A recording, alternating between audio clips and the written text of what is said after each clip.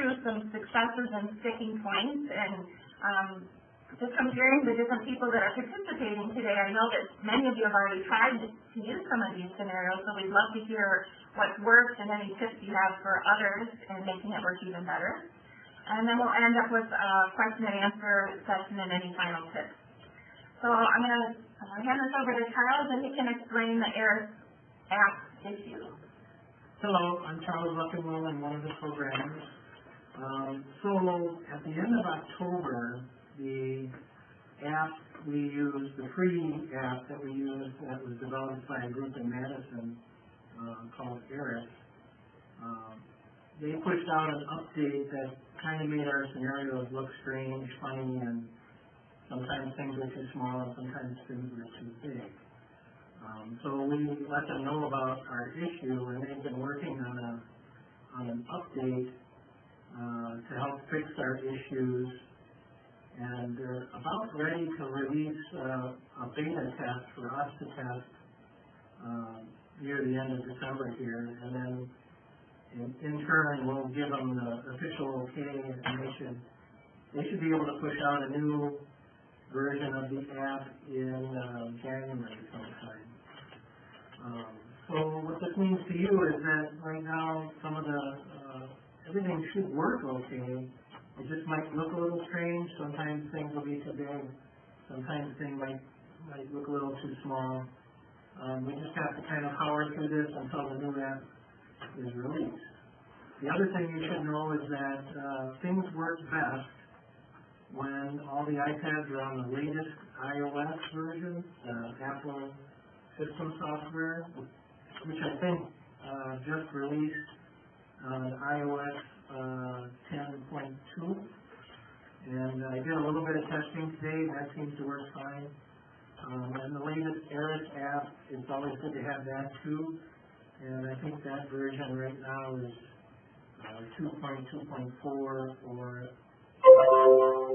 it might have a date number that's somewhere in November. So stay tuned. We'll update the Arise project website with any updates as we get them, and if we send out, we will also send out an email to the group when we know anything for sure. Okay, thank you, Charles. I know that several colleges, we were able to get reports on what colleges have updated their iOS, and there's still a few that need to update. So your takeaway point concerning this technology is your simulation point of contact should be aware of this and should be updating those iPads for you. And for something I wanted to add is the ARIS app will actually update itself as long as the iPads are on the latest version, plugged in, or they have to be connected to the internet. They have to be on. Yeah. So those two things have to happen. If they're sitting turned off in a box, then the newest app won't get pushed to them. So it would be a good idea to get all those updates done over Christmas break. Yep. So with that being said, does anyone have any questions about the software update or their iPad update?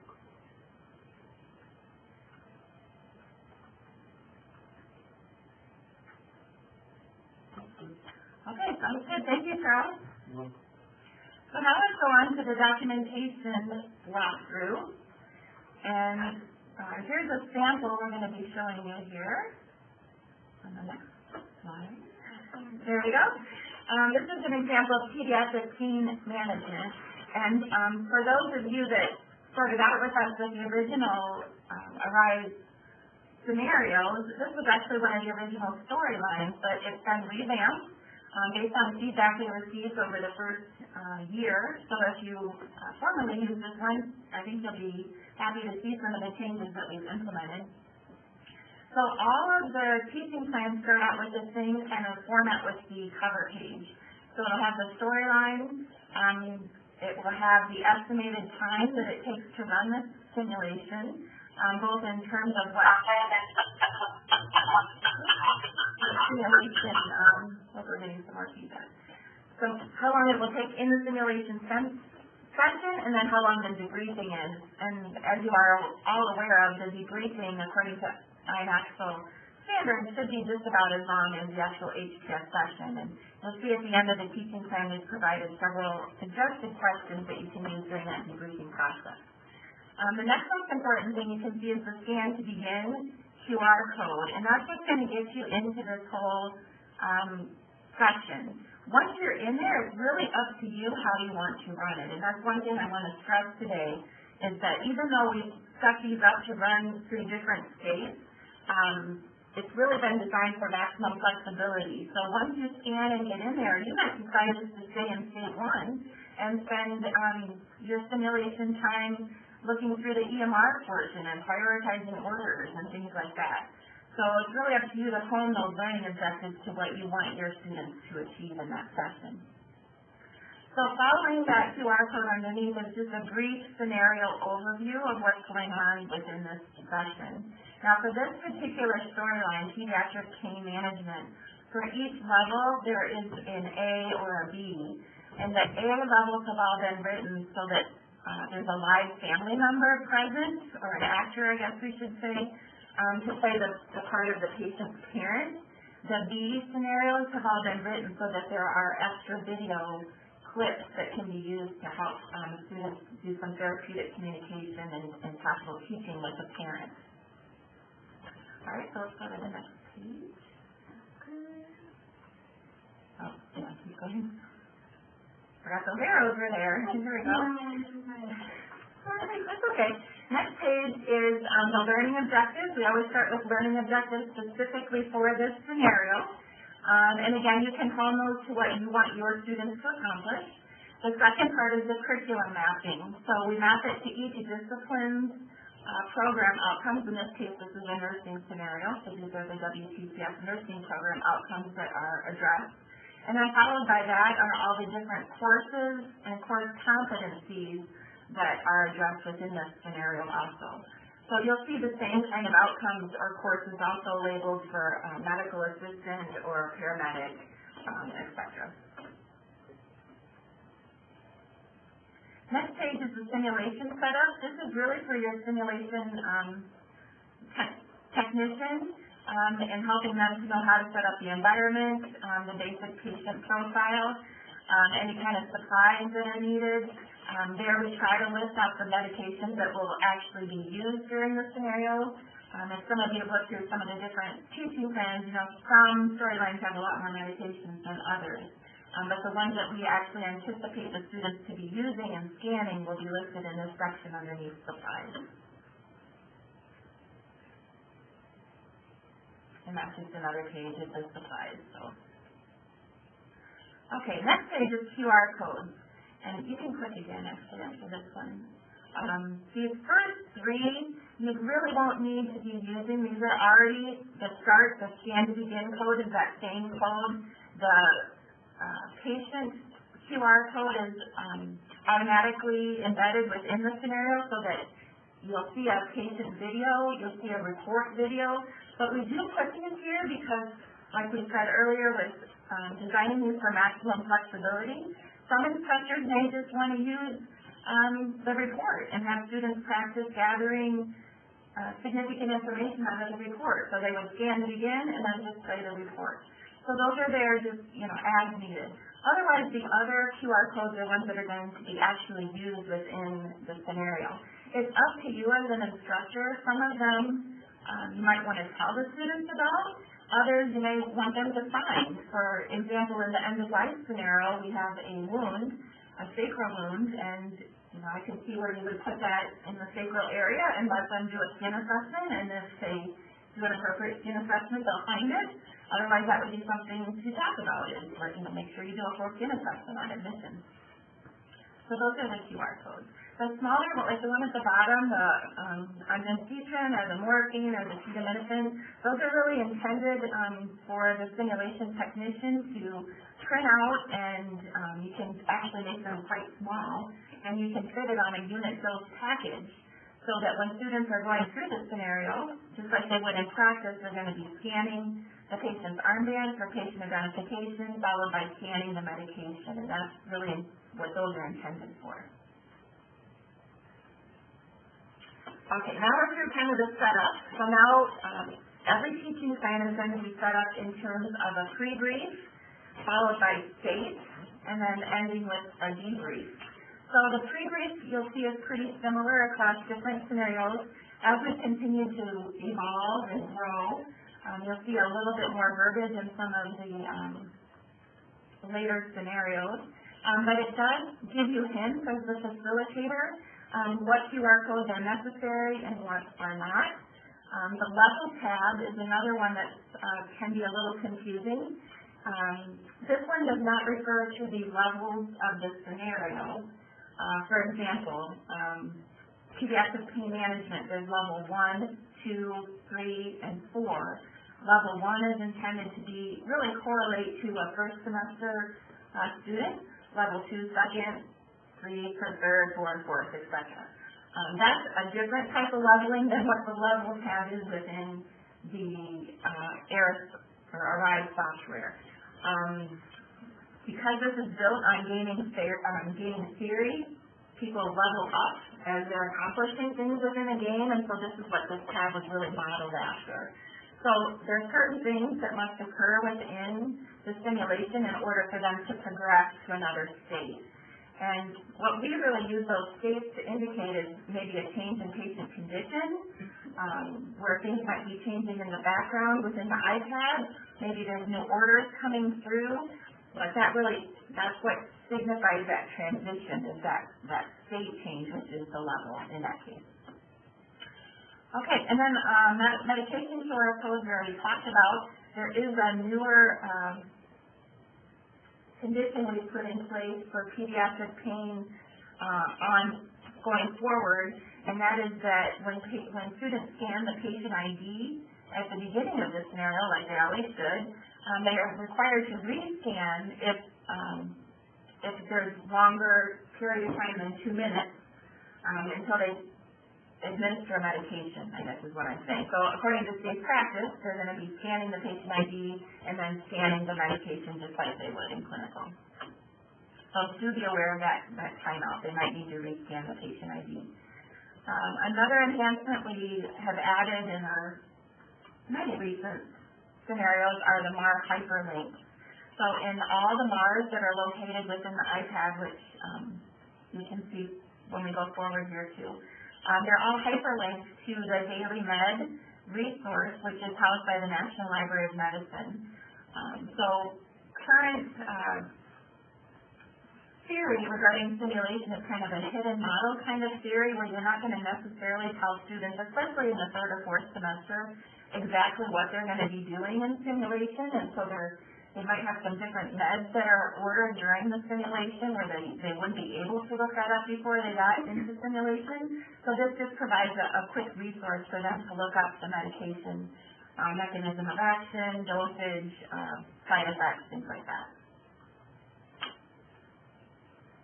Okay, before I go into tabs, iPad content, I feel like I've talked quite a bit of time here, so I wanted to stop for a minute. Are there any questions up to this point by any of our call-ins?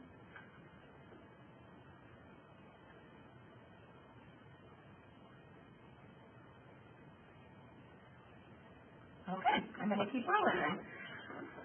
So now we're continuing on. This is still in the pre-brief section of the teaching plan. And what we've done here is taken actual screenshots of what's appearing on the iPad so that at any moment in time, you as the instructor, if you have this teaching plan with you, you can see exactly what the students are seeing. So this is just a few abbreviated screenshots of what the H&P would look like, what the orders look like, and then the MAR. And you can see in the MAR where those two different meds are hyperlinked, and that's what I was talking about earlier with the Daily Med reference that they can use. Okay, so once you're through the pre-brief, and actually before I want to go on to state one, the way we envision this working in the way that quite a few of us have used these already is to actually do the pre-brief in a separate room from simulation. Some people are using air servers. Some people have teaching stations where they can use the connection right into the projector. Some people are using Apple TV. And so by doing that, by having one iPad going with however many are in your group, they can all see what is listed in those different sections that we talked about, like the MAR and the orders and the H&P. At that point, before you send them off into the simulation lab, we encourage you to stop, have them think about the priorities of what they're going to be doing with the orders, maybe setting up your roles at that point if you hand out roll cards or have them select themselves how they'll be handling it. But all that is we encourage you to do before you get into the simulation session. So now stage one is when you're actually having the students enter in to take care of the patient. Always starts with patient assessment. So we start out, and these are all laid out in the same way. So there's a brief overview of what's happening in the state, followed by expected student behaviors, so you know what they should be doing while they're in there. Within the expected student behaviors, the different QR codes that are used during that state are listed. Under vital signs, you'll notice usually in stage one, those are verified by the iPad. So we'll, in the teaching plan, we let the simulation tech know what the simulator vitals should be, and then on our end, on the iPad, we know what they should be. And so they're checked within certain parameters to make sure that students are obtaining the accurate vital signs. So that's usually occurring in level one because it ties to the course competencies within basic skills. However, after that, we're not tying it to any kind of iPad progression, meaning we're relying on the facilitator to determine if they're accurate or not, so that we're not holding them up from progressing into more critical thinking that's going on in later stages. So those are the expected behaviors. The technician prompts are what the simulation tech should be, just some suggested things they can be saying or acting based on how we expect that patient to be acting at that point. If, in this case, there's actor prompts because we do expect there to be a live actor present, or maybe that's the technician that's acting, as a part of the parent too. Okay, leveling up we talked about already, and just so you know, within the teaching plan, it's specifically going to say underneath tabbed iPad prompts and content exactly what is needed in order for them to go forward. So in this example, in this scenario, the abdomen code has to be scanned, which indicates to the iPad that they have assessed the abdomen before we go forward into level 2. And at that point, when that happens, you'll see the level tab will change what it's displayed. So you can see as an instructor that now they are truly at level 2. So in this case, when we progress to level 2, the MAR changed, indicating the morphine was given because that was one of the expected behaviors. And so after that QR code is scanned, then that will progress them up to level 3. In level 3, there's an example of have you called the provider or not. And so we just wanted to mention, students are going to be running through scenarios just like they normally do. So if they need to call the provider, they're going to be calling the provider however you do it in your lab. We here at PDCC, we use a phone, they call a number, and then they interact like they normally would with the provider. So the iPad isn't changing that process. It's just checking that it's been done before they move on to another level. When all of the conditions have been met that we expect them to meet for that scenario, then the exit tab changes and lets them know through verbiage, scenario objectives have been met, are you sure you want to exit the game?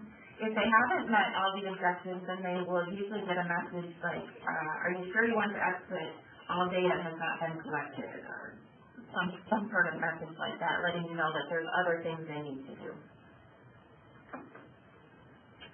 At the end of the simulation is the survey.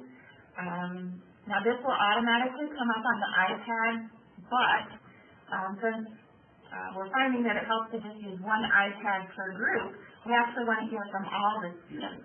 So in order to facilitate that, we've added another QR survey code here that could be used by the other iPads, or they can use it if they have a QR code reader on their phone, or they can use this link here that goes to a Qualtrics server. But we are really interested in hearing from all these different students participating in terms of do they feel engaged and is the EMR helpful and things like that.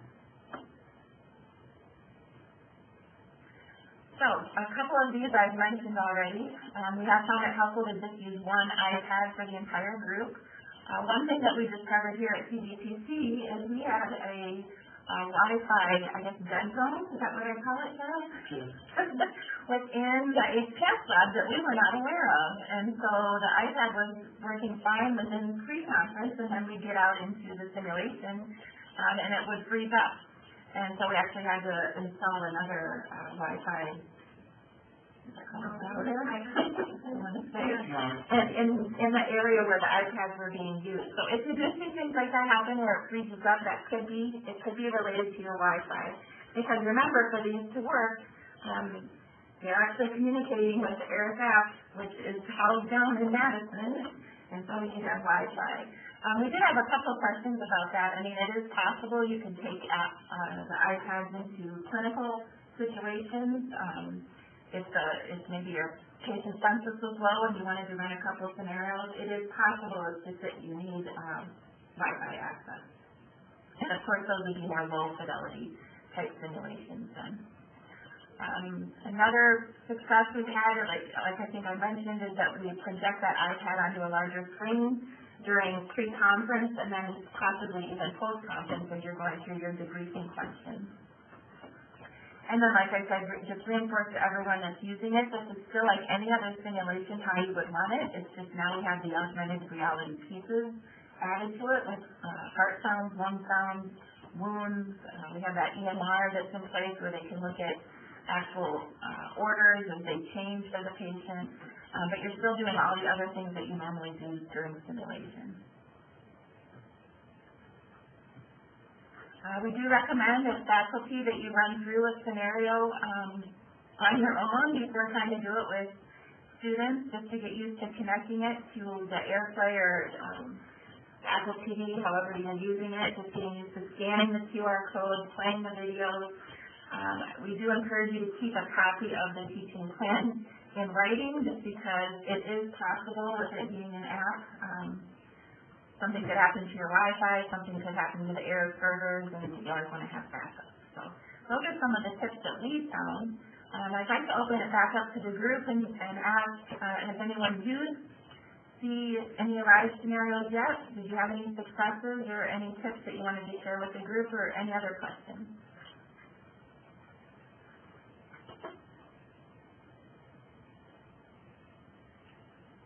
This is Liz in Eau Claire. Can you guys hear me? Yes, thanks, Liz. Okay.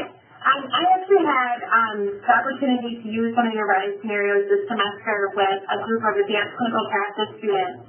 And they were really receptive to the scenario and enjoyed using the technology piece, thinking it was simulating a lot of what they were doing out in the healthcare setting. So being able to actually scan a barcode, like a wristband and barcodes for medication. And looking in a computerized system at charting and having to kind of hunt through and find things. So we had a lot of great feedback from the group that I tried out the scenario with. There's always a little bit of a learning curve, and just giving them time when they're first looking in the chart to kind of hunt around for things, was really important and helpful for them just to have time to kind of prep and find the information that they needed before cutting into the scenario. But overall, it went really, really well, and they were very receptive. Great. Thank you for the great feedback. I think you're right. I think it does take some time just for students and faculty to get used to the layout of the iPad, but we are keeping all our different tabs consistent across scenarios. So once they run through an ARISE scenario, hopefully they'll have just like an EMR that they get used to. They'll know where to find the labs or the diagnostics or things like that. So I'm glad it worked out. Thank you for sharing. Anyone else have any other? Go ahead. This is Colleen from Midstate Technical College, and I have a question that's maybe a little off of what you're asking. At Midstate, we're just kind of getting up and running in our simulation program, and while we received a great deal of information about the ARISE program, I'm wondering, with our new simulation specialists, will there be any more of the primary training sessions offered in the near future? Because we have 2 new faculty on board. That's a really great question, Colleen, and actually, we started pushing out these webinars just to try to get some just-in-time training out there in the interim, but yes, we are planning on holding some more training sessions in the spring semester, and we'll be reaching out, I guess, and asking, we're trying to decide if it would be helpful to have, just like we did last time, where we had 3 primary training areas, or if we just go to one specific college that's interested, such as you guys, and pull people in there too. So yes, let us know, whoever's interested in more training, and we'll start putting something together. This is Sarah first. And I will send you an email if that's okay, because I have 2 candidates that are very, very interested. And while these webinars are wonderful, I think they would have more value if they had the baseline training behind it. Absolutely. This is Sarah Push, the project manager here. And one of the other kind of training opportunities that we're going to be holding is at the biannual meeting in February. We are going to have a breakout session specific to the simulation technicians. So, and this doesn't have to be anyone who's specifically that title, where we'll kind of go into a deeper dive with those specific people and how they're actually being implemented in the classroom, run through tips and tricks and sticking points and things like that. So that's also an opportunity to kind of get some high-level training and maybe get some one-on-one with our team who will all be present to answer any very specific questions you have. But then after that, like Kim had mentioned, we will do some further trainings, and any ideas you have as far as one-on-one trainings or group trainings, any of that information you can email to anyone on our team, and that will help us kind of schedule and form what those trainings might look like. Thank you very much. That's very helpful. This is Colleen. Sorry, go ahead. Okay, hi, sorry. I just wanted to say I am very interested in that training for the tech in February. Will you be sending out an email, or how will I become aware when it is and where and all that? So this is Julie. Thank you. We're actually on Friday going to be, or tomorrow or Friday, going to be sending out the invite for you to register that you're going to be attending. The augmented reality, the Arise part, is actually going to be on February 9th in the morning. So you can choose to either attend both days or just the morning of the 9th. But we will be sending it out by the end of this week. Thank you. This is Colleen Knuckles at Waukesha Technical College. I have tried, we're not using these in simulation because we have a pretty robust STEM program there, but I was trying to use level 2 testing in the classroom. Does anyone use these in the classroom? I noticed it was a little bit bulky trying to scan things, and we obviously can't use more than one iPad in the classroom. We have the same Wi-Fi difficulties. Has anyone else tried to do that? I'm going to open up to the group Or people? and let anybody respond, and then I'll share some thoughts too.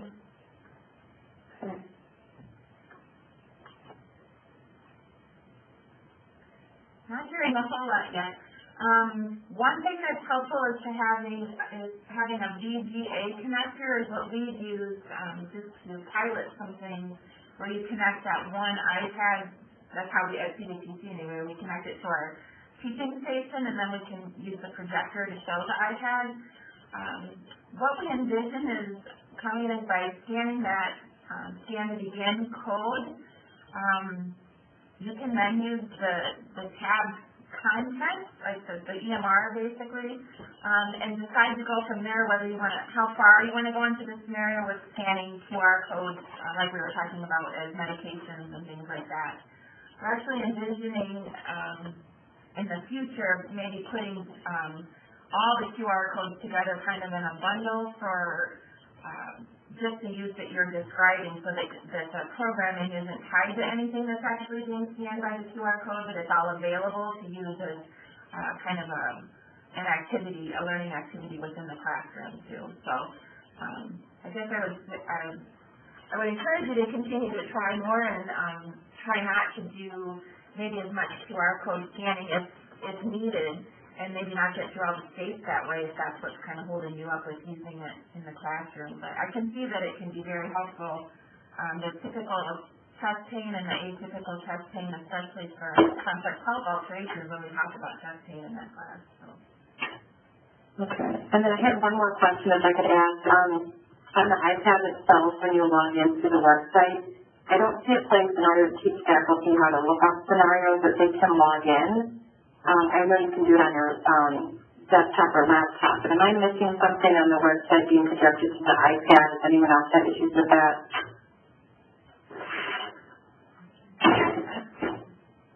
Maybe, can you ask the question again, because I'm not sure the website on the iPad, are you asking about how to find the different teaching plans? Yeah, so when you go to the RISE project website, when I go in there to log in to view scenarios, there's not a login button for me like there is on my desktop. Oh, go to the Arise. That's a great segue, actually. We were going to show you the Arise project website here. So I'm going to let Sarah talk about this for a second. Well, just to clarify, you're saying on the iPad, when you're on the iPad, there's no login button? Correct. I do not have an iPad with me right now. I will have to look into that. If it's not present, we can actually get that added. Off the top of my head, I can't think about what the mobile view looks like, so I will look into that. And make sure that login button is there for the added. Otherwise, I'd like to show everyone else. This is the entry page. And so what Colleen talking about is that login up in the top right that Blair's kind of circling there. If you click on that and log in for the first time, it's just asking you for some information like your email. We'll keep that all private. We're not selling it or anything. But it's a way for us to keep in contact with people that are using it. So by signing up, I'm going to let Sarah kind of drive this here a second. So if you haven't already created an account, you click into the sign up, and it's very basic information. You create a username and an email. And I'm trying to think off the top of my head if I can remember any of my logins. I'll give it a try. I did try this morning, so hold on.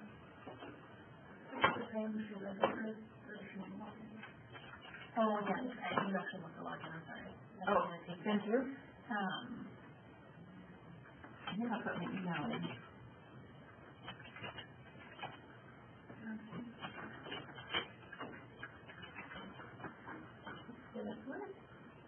No. Well, I have to, oh yeah, I got you registered real quick. that'd be great. Of course, this is one of those things where the technology never works the way you want it to when you're on the spot.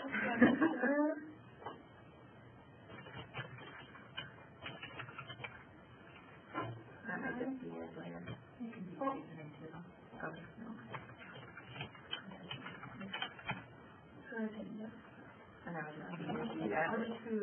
Okay. I'm not a robot. Sometimes this is the most challenging part. Is this P? Yeah. That's copy maybe, We'll do anything in a moment. We made it. Okay, so now you can fill it in. If you can. This is the way that once we get registered, this is an easier way to get in to see all the different teaching plans. Oh, because it'll be my email probably. This is an easier way to get to the different teaching plans, and instead of trying to sign into Wiz, and I was going to walk through how to get into Wiz also. So I'm not quite sure who asked the question about the login on iPad. Charles went and grabbed an iPad for me, and actually, if you click on, as you're looking at the iPad, there's the three horizontal bars that are stacked on top of each other. It's the little menu icon that we see very frequently on mobile devices. It's up in the upper left-hand corner.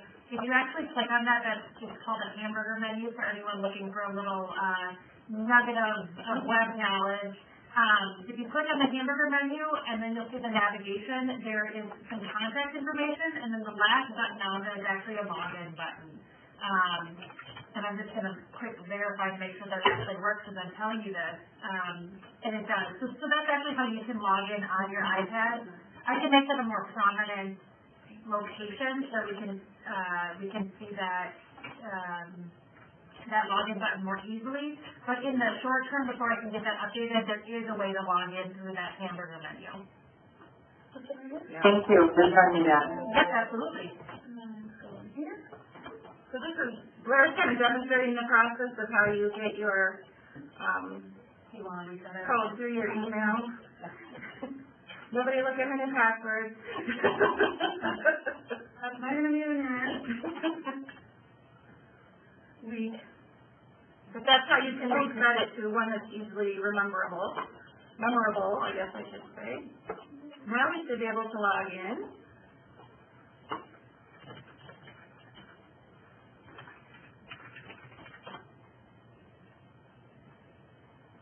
Yay, okay. So now I'm going to Sarah kind of talk through the drop-down boxes here. So now you'll see in the menu navigation across the top, a tab called Teaching Plans was added. It's kind of that hidden, that gated piece of the website that you gain access to once you kind of created that simple account. So then within this, if you're looking for specific teaching plans or just general, you're on it, right? No, you're okay. You can either get general information about the ARISE project, or you can actually get the specific teaching plans. So if you have new staff members, or if you're just getting in a simulation and want to explore the ARISE project, by selecting and blurring, you can select any one of these. It actually brings up that PDF, and from here you can save them to a shared folder. You can print them off, especially with the teaching plans. I know it's important to have those be able to be printed off and have them in hand. This particular document, the introduction, gives you kind of a baseline of where our project came from, what we're trying to accomplish, and kind of get you acclimated to some of our unique verbiage that we use, so storylines, scenarios, some of those terms that aren't used a lot of times, but are pretty specific to our project. So through that, and if you click on the back button, you can see that you can go through and look at case studies, teaching plans, the serious games. They're organized based on the type of scenario that it is, so either a case study, a serious game, or a simulation. Then in this case, we have therapeutic communication, which are those serious games that take about 10 minutes and kind of are meant for that pre-work before a simulation. So we have the different topics there. And then if we click down into the simulation tab where we have the majority of our content, this divides them up based on the storyline topic. So atypical chest pain female, end of life, typical chest pain male, wound management, and then here coming up shortly we will have pediatric asthma, which are the ones that we're working on currently and should have some new releases in January. And in case you're noticing, you might have seen this on WIDS too if you've been out there, there's student handouts for each scenario. Those are just the basic QR code and just a basic picture of the patient. It doesn't say much to give it away, but those are intended that you could use them in class where each maybe student group has an iPad and you want them to walk through more of a low fidelity type simulation with the Oscars. For those of you that attended our training sessions earlier this year, where it's just a figure of a person, and that's your low fidelity simulator, but you're still doing all the thinking, the critical thinking, and the clinical judgment behind the scenes of that. So we wanted to show you that this website, let you know all this information is out there. I also wanted to show you real quick how to get into WIDS if you're interested in doing it through WIDS instead.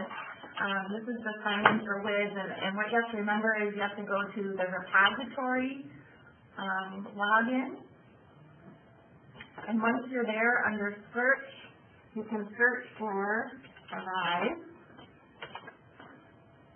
and here's the project. Once you're in here, where people tend to get hung up is you have to go to Documents, and then Shared Documents. And again, these are all the different storylines.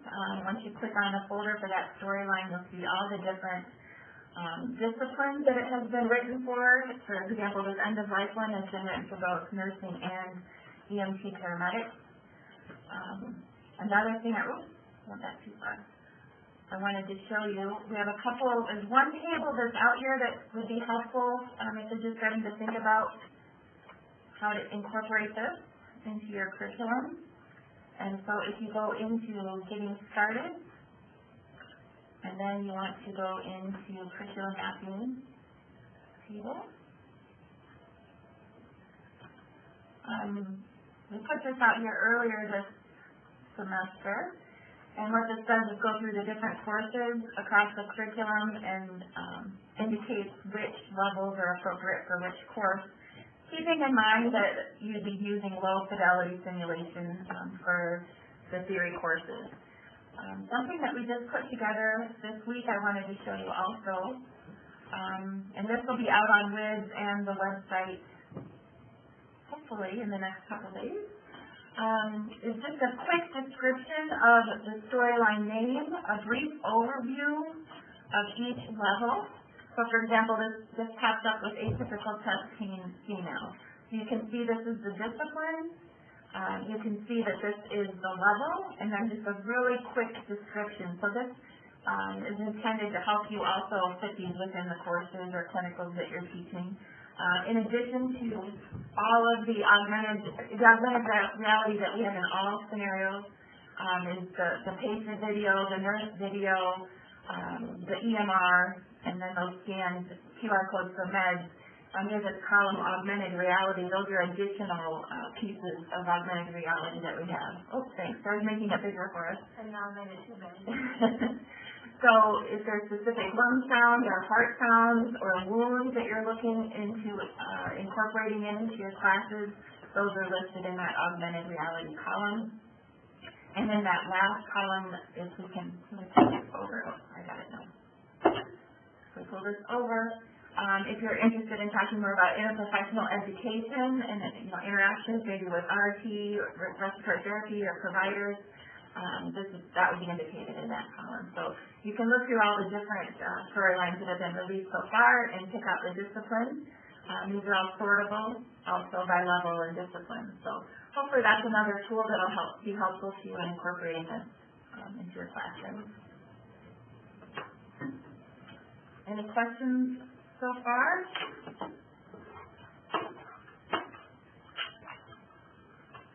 All right, I think our last slide is actually what we were just talking about, but let's make sure. Some ways to contact us. As Sarah mentioned earlier, you can email us. You can actually contact us through that website, yourlifeproject.com. We do quite a few blogs out there here, and again, as new things are coming out. And keep in mind that starting in February, for more training. Just to let you know what we have upcoming in our future webinars. In January, we're planning on walking through more specifically the pediatric pain and end-of-life walkthrough. If anyone's interested in walking through previous scenarios, such as atypical chest pain or typical chest pain or wound management, we talked about those at our earlier training sessions, but we'd be glad to specifically walk through those as well. And in March, we'll be talking through the latest release, which is pediatric asthma. That has a lot of new, exciting, I think, enhancements. I think they'll be excited to see. For example, we've incorporated some video of the patient using a pink flow meter and an inhaler, and the students have to evaluate whether it's done correctly or incorrectly. And then based on how well the student teaches them to use that device, there are additional QR codes that can be scanned by the instructor, having the patient, again, in the video, either do it correctly or incorrectly based on how well the student taught them. So that's an example of an enhancement. Another enhancement with that one is we've created lung sounds that are in various locations, just like they would be on a patient. So instead of one QR code for a lung sound, there might be 4 anterior, 4 posterior, and 2 lateral locations, so they can be more specific about exactly where they're hearing wheezing, for example. In April, we'll talk through our allied health pediatric asthma. We have scenarios also written for EMT paramedics and medical assistants, so we'll be touching on those in April. And then in May, we should have the heart failure storyline wrapped up by then, and so we'll walk through that for all the different disciplines too. So before we close out our call, I just want to open up again. Are there any other questions or topics that you'd like to see coming up on future webinars? Any ideas that you'd like to share? Feel free.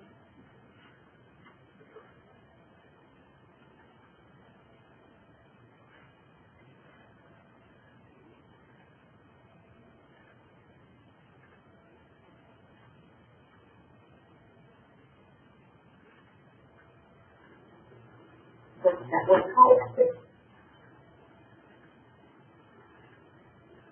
Okay, well, I think if we don't have any other questions, then we'll wrap it up. This is being recorded. It will be uploaded to that website that we demonstrated. So if you have other faculty that are interested over Christmas break that would like to listen more about it, feel free to share. And thank you again for attending our webinar.